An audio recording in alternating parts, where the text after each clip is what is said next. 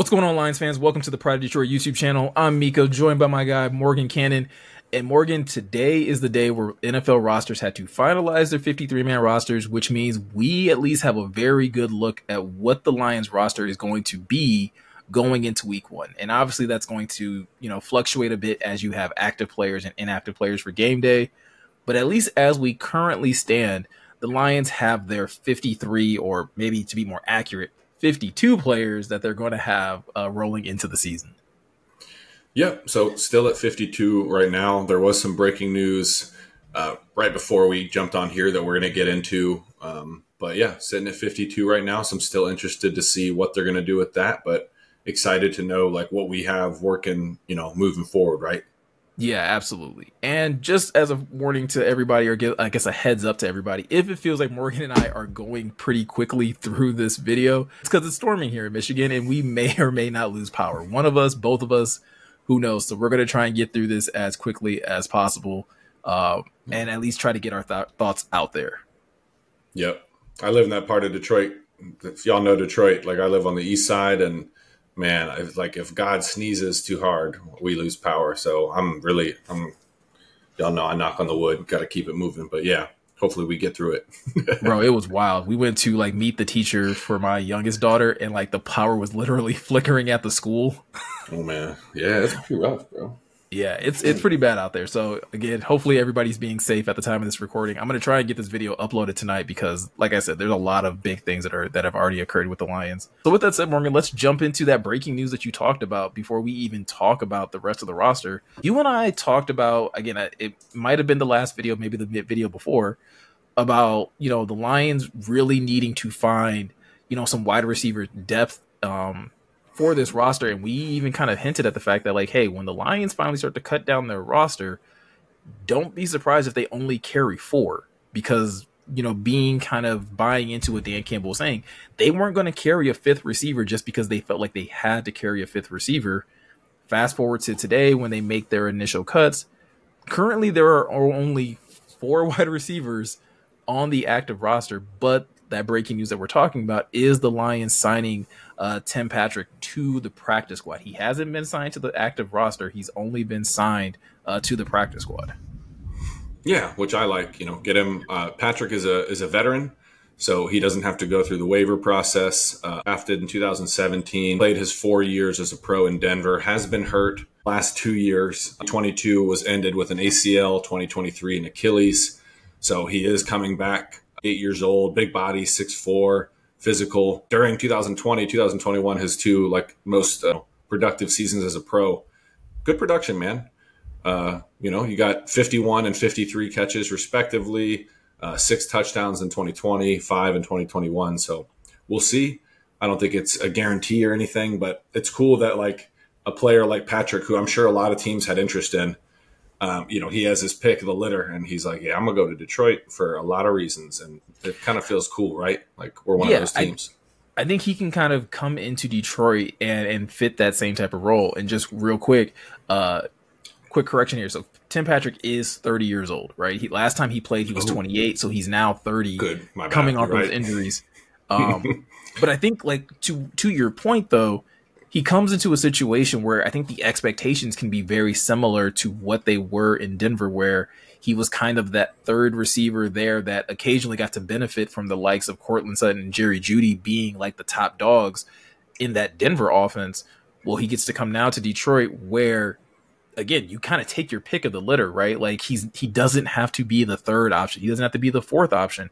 He can kind of be that 5th option, that big body X receiver that maybe when they get into the red zone that they can kind of count on. And by putting him on the practice squad, the Lions at least get an opportunity to just see how his body is responding after those, couple injuries that he's had the last few years.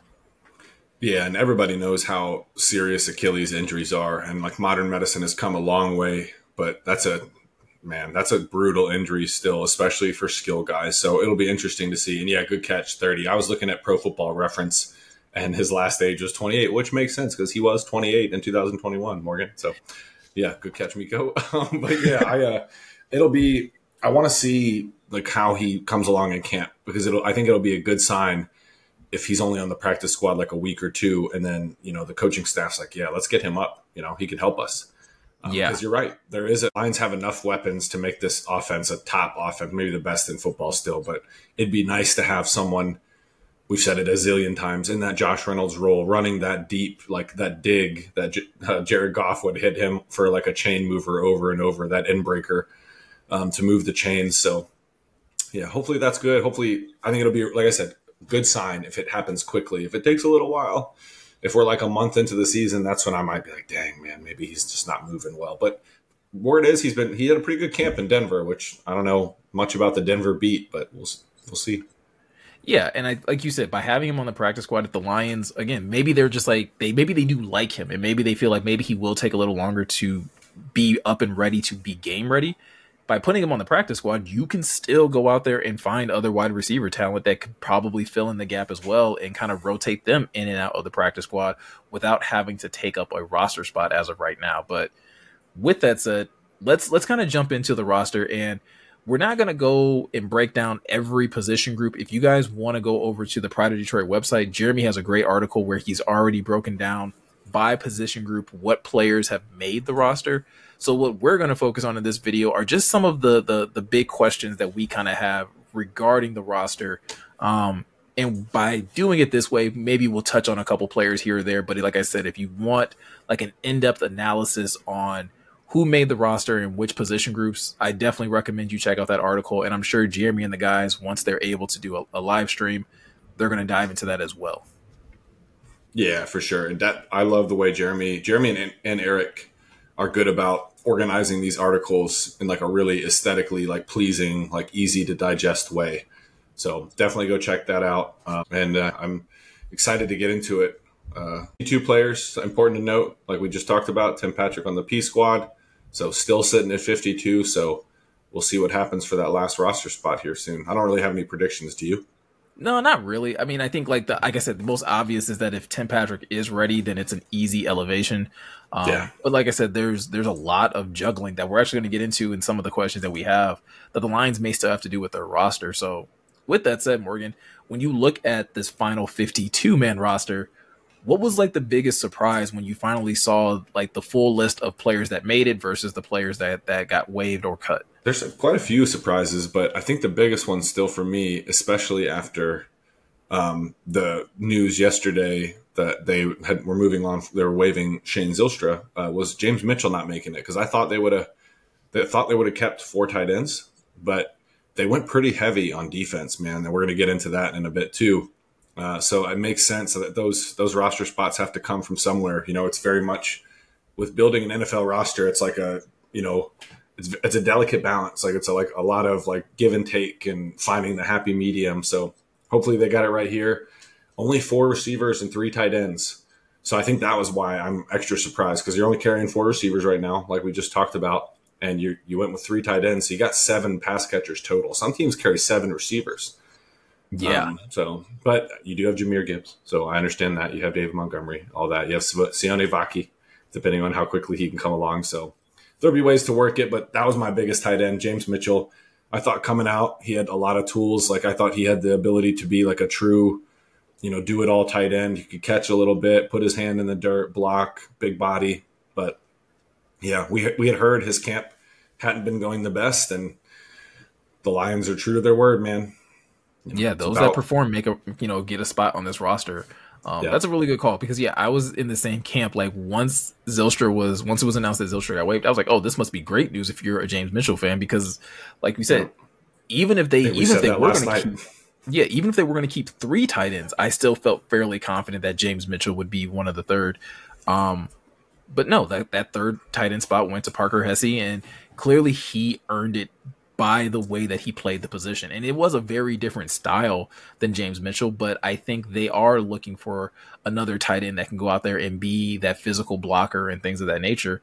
And who knows, maybe James Mitchell gets, added to the practice squad. Maybe he wants to stick around in Detroit and decides to sit in on the practice squad and has opportunities to be elevated if there are injuries that come to the tight end position. But that's kind of how I look at it. Yeah, it'd be nice. I do think someone's going to pick him up, just because was it 2 years ago, right? 5th round pick. Yeah. Out of Virginia Tech. I think some tight end needy team will take a shot on him.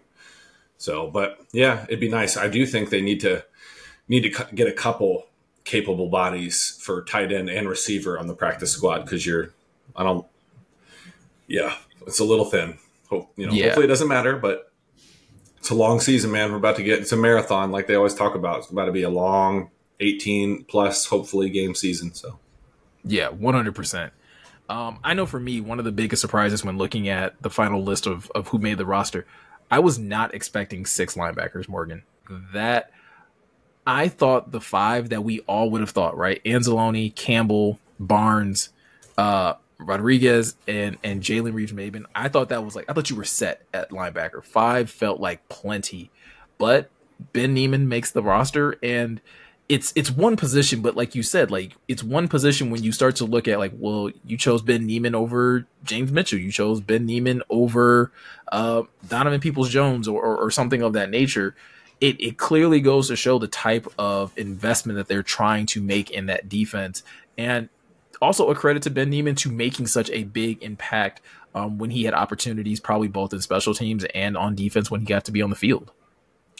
yeah, and part of me like wonders, like, is that why there are 5 safeties and 6 linebackers? Because you are like the kickoff rules are different. Like we're going to beat that to death these next couple weeks because it's a big deal. Like this is a big change for a lot of us who have been watching football for a really long time.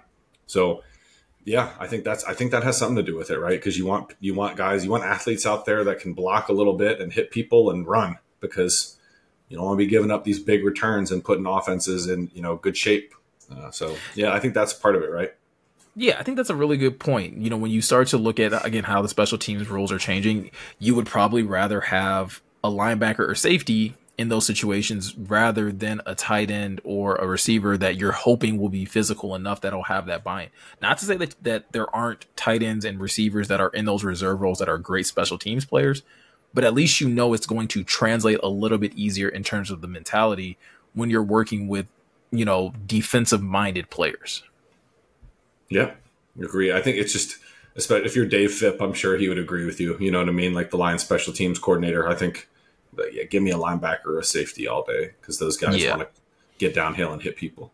Well, and especially when you start to think of athleticism too, like linebackers and safeties are reaching another level of athleticism at this point. It's not just tight ends and wide receivers that are like these top end athletes. You're finding some very quick and agile linebackers and safeties that can go out there and produce on the field. Okay, so we talked about the thing that surprised us the most. What is like a big question mark that you still have when looking at this roster?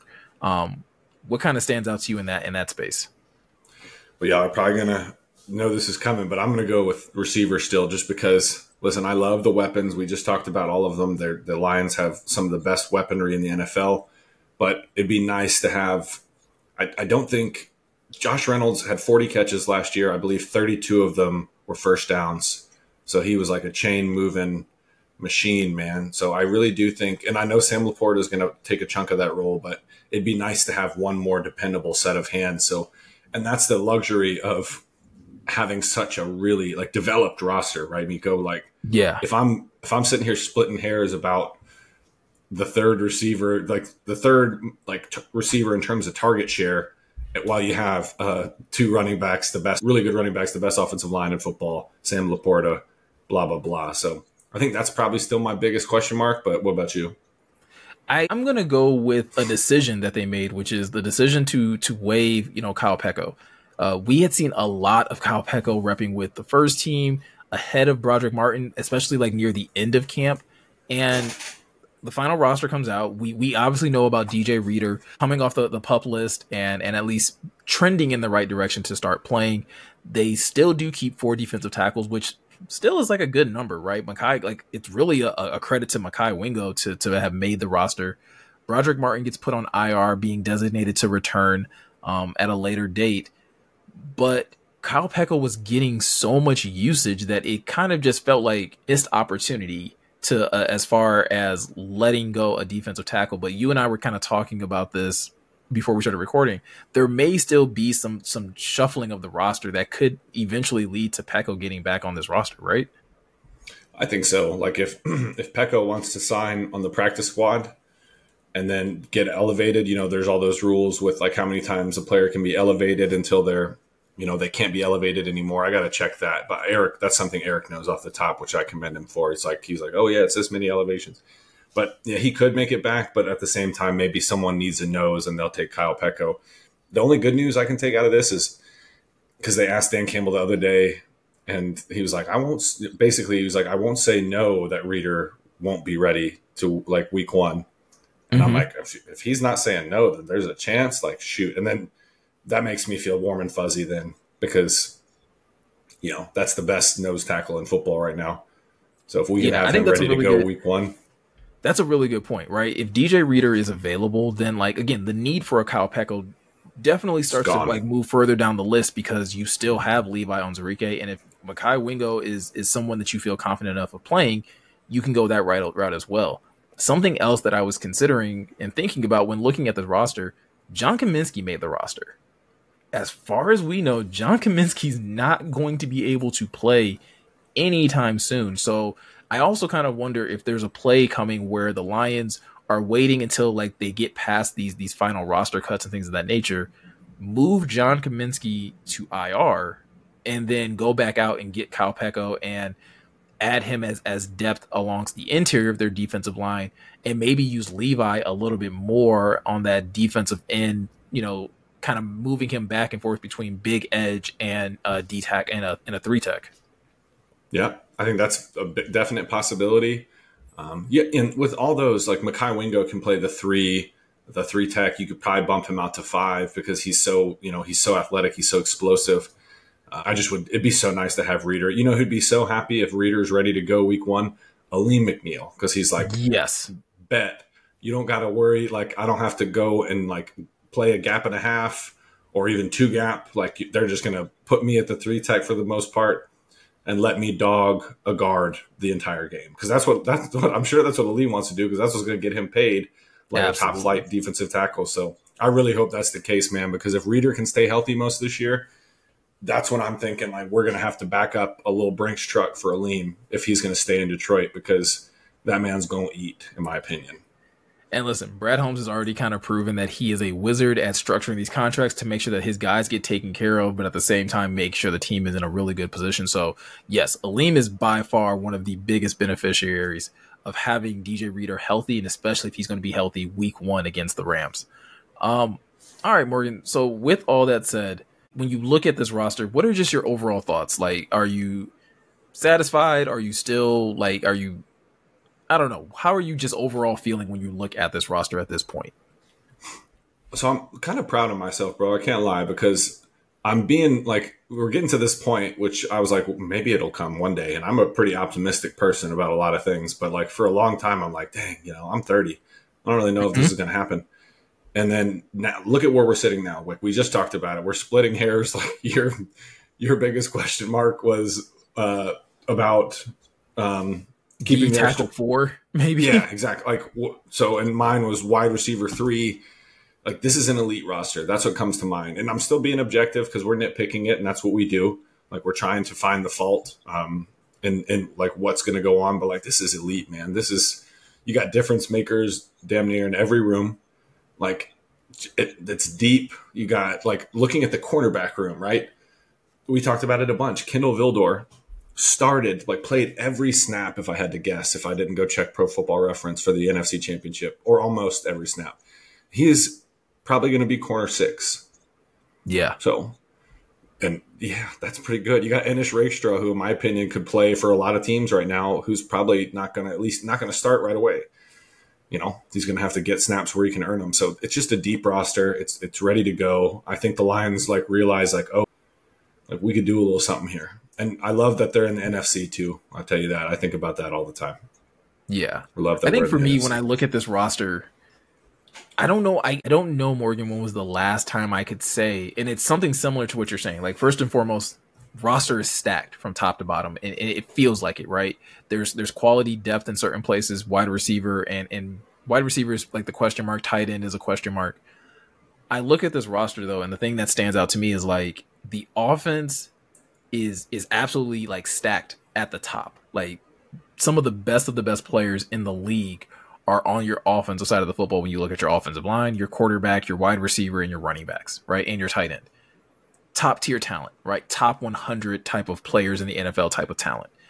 But then you look at the defense, and I don't know the last time we looked at the defense, and it was just like kind of like how you said, dude, there's some dudes on this defense that are in reserve roles that would be starters probably on other teams' rosters. Like you mentioned Rakestraw, you mentioned Ifatsu. Like there's a number of players. Malcolm Rodriguez would probably start on somebody's roster. Like there's enough guys on that side of the ball, and I'm almost a little more impressed, even though there maybe not be as many, top 100 type players on that defensive side outside of Aiden, and maybe you can make an argument for Halim and DJ Reader, but the defense just looks like, there's a bunch of dudes that you just expect to go into games, and you feel like this is a type of group that could literally smack opposing offenses in the mouth.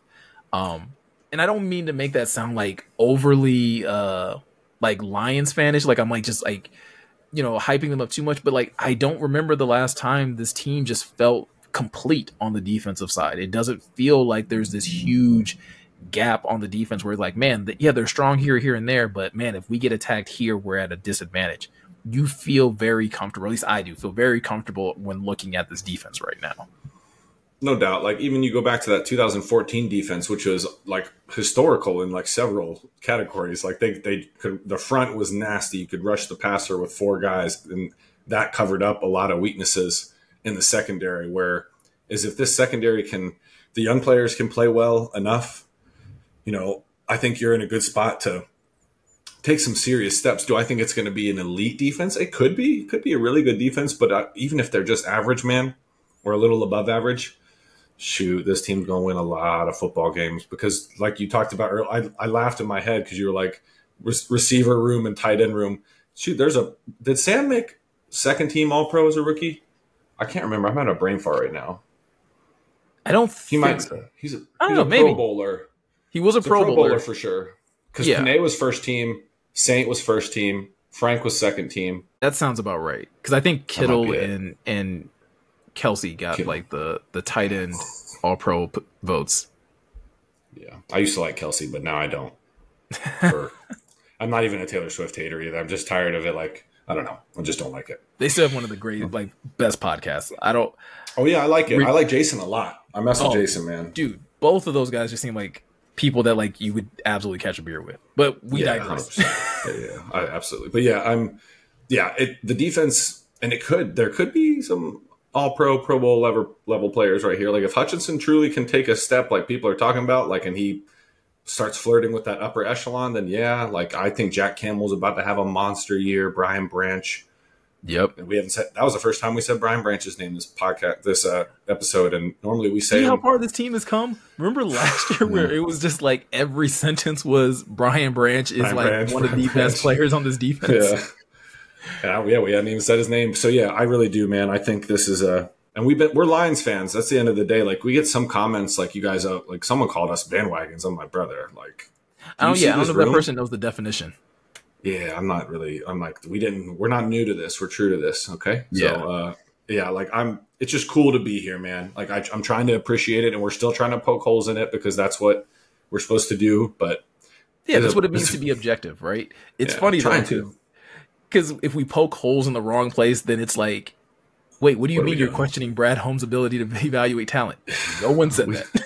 We did not, man. I literally, in that same episode, I was talking about the bobblehead I'm getting of him next week at the Lions Loyal member. So I'll show you all. Because that's cool. But like, I get it. And I think that's the thing that it's like, it's going to take everybody time to get used to like understanding that this team has actual expectations.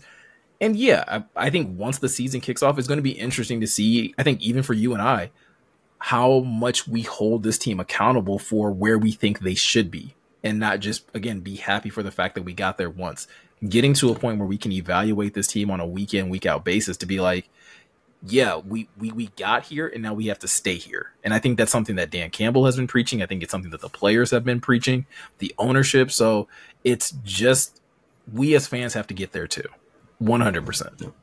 And I think that's why I feel so good about it, bro, is because like I think about this. I still have it saved on my Twitter, but the reporters were interviewing Penei Sewell after the NFC Championship game. And they were like asking him the same, basically what you just said, like, is this like, we should be happy. Like, you won 2 playoff games and blah, blah, blah. And Panay was like, had the 1,000-yard stare. And all he kept saying, he said it like a couple times in a row. He said, that ish don't matter. Yeah. Like, straight face. He's like, that ish don't matter. And like, I was like, bro. So that's why I feel, because that's a captain on this team. St. Brown. Yep. St. Brown was on Mina Kimes' YouTube page. Definitely go check that out. I love Mina Kimes. But she was trying to be like playful with the man, like get him to like laugh a little bit, or like asking him silly questions. He's all business. He's in season mode right now, bro. He's in like Toji Zenin mode right now, like just being a murderer. Hey, bro, nothing phases that man. If it ain't about business, he ain't cracking smiles for nothing. He does not. Go watch that and tell me if y'all laugh, because like you could tell Mina a couple times in her head was like, dang, this man's not messing with me. Yeah, this man never relaxes. But yeah, man, I think like we're both saying, the roster is at a good point. The team as a whole is at a really good point. We're a couple weeks out from week 1, Lions versus Rams, Sunday Night Football. It's going to be crazy. Yeah, absolutely insane, and I can't wait for the season to kick off. So with all that said, guys, let us know your comments and how you're kind of feeling about the roster now that we're down to what will be the official roster going into the season. Again, maybe some possible changes coming in the next few days, but based off of where the Lions are currently, how do you feel about the roster? Is there a big surprise that kind of caught you off guard? Do you still have some questions about certain positions or players that made this roster? Let us know that in the comment section below. And like I said earlier, if you want an actual breakdown of and see which players made the rosters and which one are being designated for IR and IR to return, Jeremy has that all laid out over on the Pride of Detroit website. So if you've never been to the website, all you have to do is go to prideofdetroit.com and you will find all of the articles that are being posted over there. It's a lot of great content, especially on a day like today when there's so much roster news and so many moves happening. If you want to stay tuned to more video content, all you have to do is hit that subscribe button, hit that notification bell, because that notification bell is going to help you be notified every time we upload a video, whether it's in the morning, whether it's at night, in the afternoon, whenever content gets posted, you'll be notified immediately. So with that said, I'm Miko. He's Morgan. Thank you guys for taking the time to watch, and we'll catch you guys in the next one.